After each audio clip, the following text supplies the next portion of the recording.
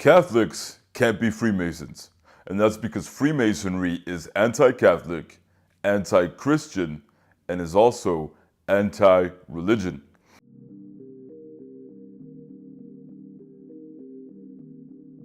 Nothing is more dangerous than sincere ignorance and conscientious stupidity.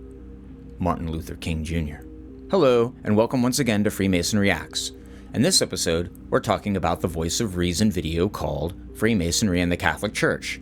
Everything you need to know. Unfortunately, once again, we see the common misinformation and outright dishonesty about Freemasonry. So as best I can, we'll separate the myth from reality and debunk the misconceptions. Let's get started. The Freemasonry movement has its roots in medieval guilds of stonemasons.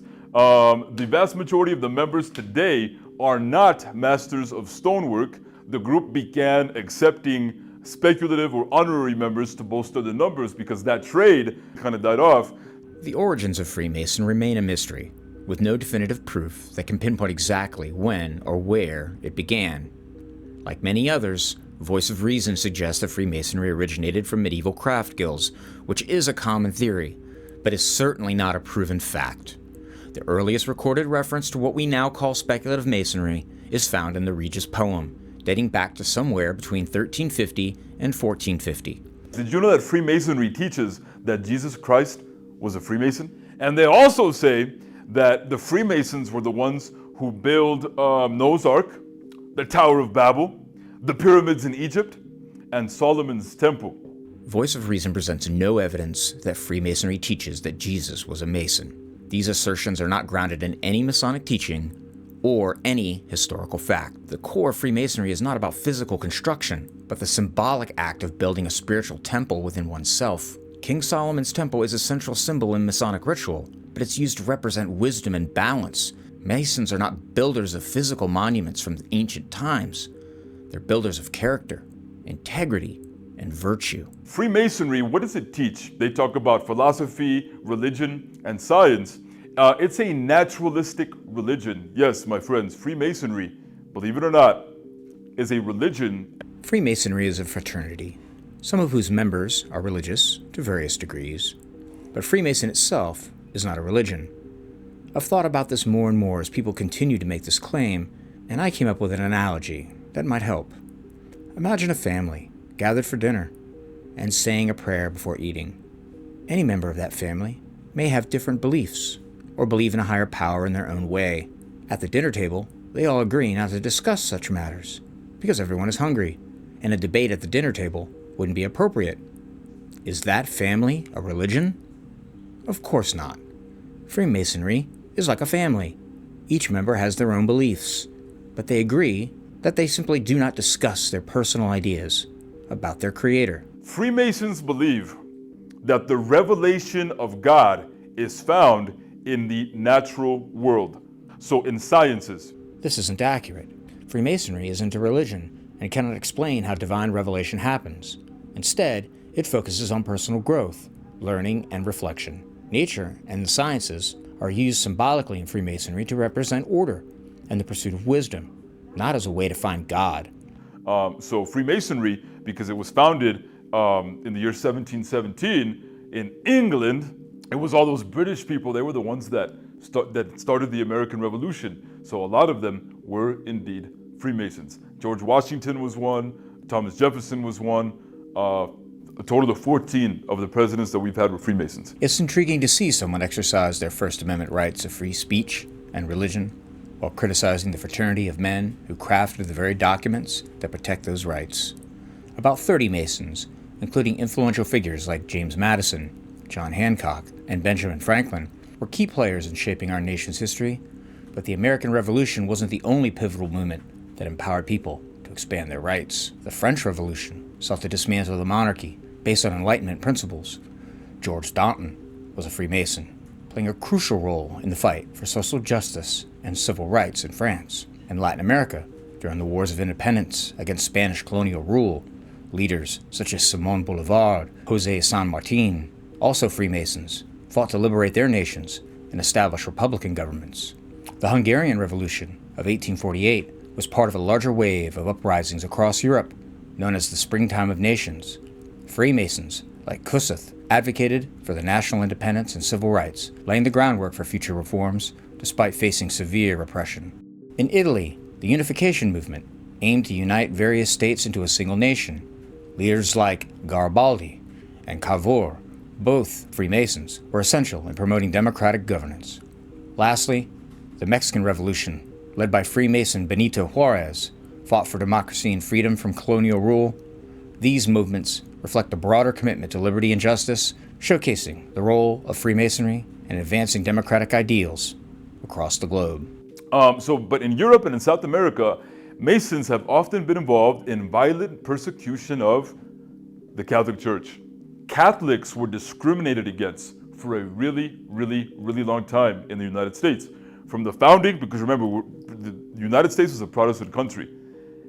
Catholics were discriminated against. It was illegal to be a Catholic in the United States for quite a while. A lot of people don't know this. Throughout U.S. history, the relationship between the Protestant community and the Catholic Church has been contentious, particularly regarding fears of Catholicism establishing a state religion.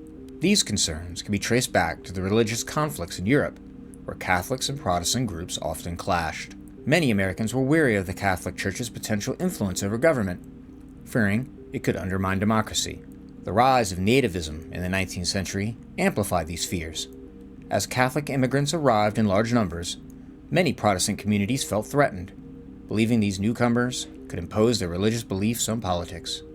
The Know Nothing Party, a political movement in the 1850s, capitalized on this anxiety. While these fears have diminished over time, it is important to note that it has never been illegal to be a Catholic in the United States. U.S. Masons were active in anti-Catholic groups like the Know Nothings and the Ku Klux Klan. The Ku Klux Klan were all Freemason Protestants, and the Ku Klux Klan hated blacks, Catholics, and Jews, and they were Freemasons. The Ku Klux Klan was started by Freemasons. The Ku Klux Klan were not started by Freemasons. It was founded by a group of Confederate veterans. The KKK emerged as a loosely organized terrorist group opposing Reconstruction and racial integration in the post-Civil War South. Masonic values are directly contrary to those of the KKK.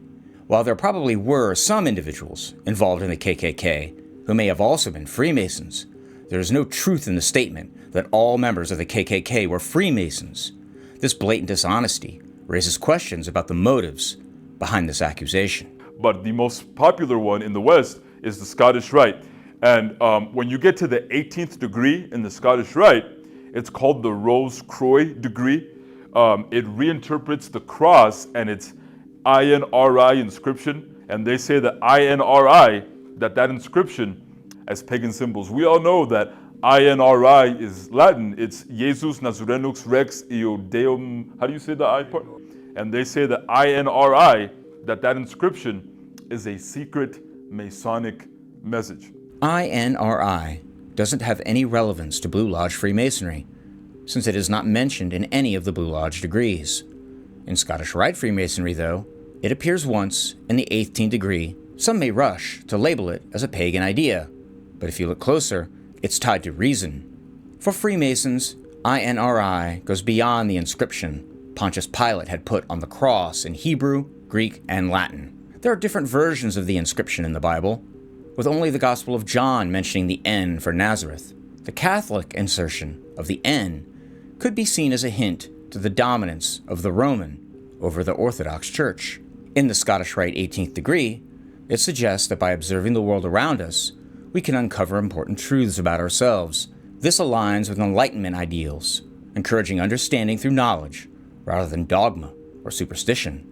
INRI isn't some secret Masonic message. It's yet another symbol, promoting moral development and acceptance among people from all walks of life. Freemasonry doesn't tolerate exclusion or division. Far from being pagan, INRI represents inclusivity and the pursuit of wisdom.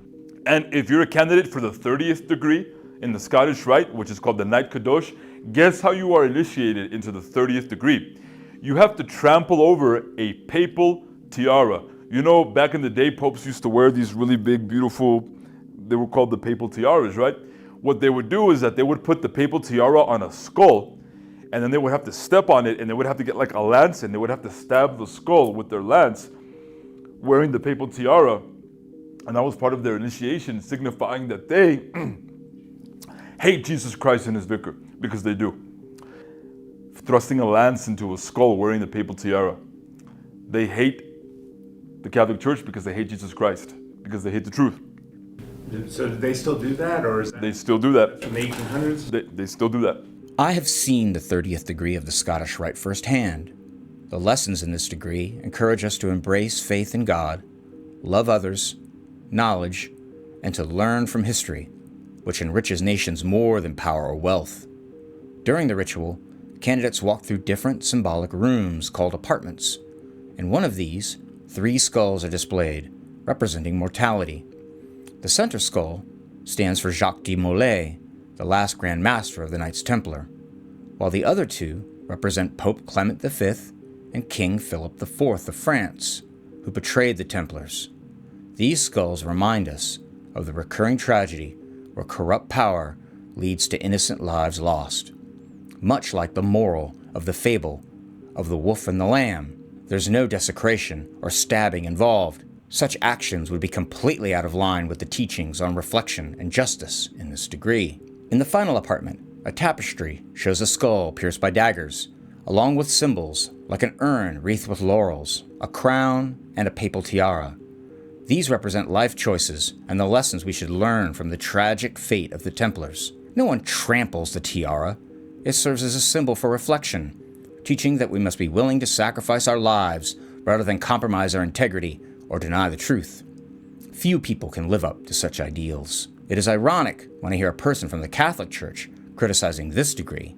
After all, it was his church, along with the monarchy, that brought down the Templars, and in doing so, they turned the sword of betrayal into something that eventually came back to haunt them. In trying to stamp out what they saw as heresy, the church not only betrayed the Templars, but also lost its moral compass. The church's role in the Templars' downfall shows how those in power can fall victim to their own unjust actions. A document discovered in France, the Chinon parchments of 1306, reveal that Pope Clement V actually absolved the Templars of heresy, shifting the blame for their destruction to King Philip IV.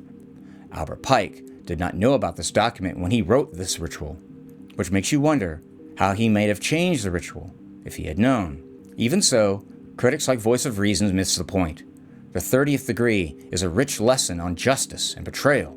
Just like in the story of the wolf and the lamb, it teaches us that the true betrayal wasn't the Templars' actions, but those who persecuted them under the guise of righteousness. And again, I'm going to wrap this up, and I'm going to give you guys a broader review of history to tell you how the devil works, right? So this is what it leads to, all right? This is what Freemasonry leads to. The following are the principles of Freemasonry. Check this out. Number 1, to destroy radically by open persecution of the church or by a hypocritical, fraudulent system of separation between church and state, all social influence of the church and of religion, insidiously called clericalism.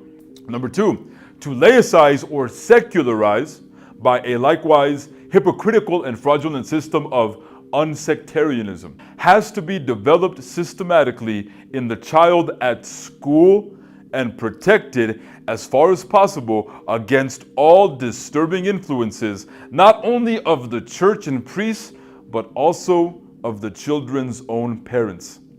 What does all of that sound like to you guys? All of that language, everything that I just said, what does that sound like to you? This is communism. This is communism. I'm sorry, but eventually, if you carry that out to its logical conclusion, the logical conclusion of the Protestant Revolution was Freemasonry. And Freemasonry is what inspired the French Revolution in 1789. The French Revolution came directly from Freemasons. In fact, the Freemasons were the ones who were involved in the French Revolution. The French Revolution is what set the stage for communism. Let me do a whole overview, guys. So Freemasonry is all about patterns, right? All about patterns. Like, see, look at the patterns in the universe and you'll know the truth of God. What is the origin of Protestant? What year? 1517. 200 years later, these Protestants came together and they started Freemasonry in 1717. And then something very interesting happened exactly 200 years after that in 1917. What happened in 1917? The Bolshevik Revolution. No! What did that revolution bring us? Communism. And the Bolshevik Revolution, the October Revolution, guess who all those people that started communism? Guess who they were influenced by? I thought I was going to get through this whole presentation without somebody making that comment. By Freemasons, by the Freemasons. What you just said is one of the most insanely idiotic things I have ever heard. At no point in your rambling, incoherent response were you even close to anything that could be considered a rational thought. Everyone in this room is now dumber for having listened to it. I award you no points, and may God have mercy on your soul. Until the next episode, please remember to like and subscribe to Freemason Reacts.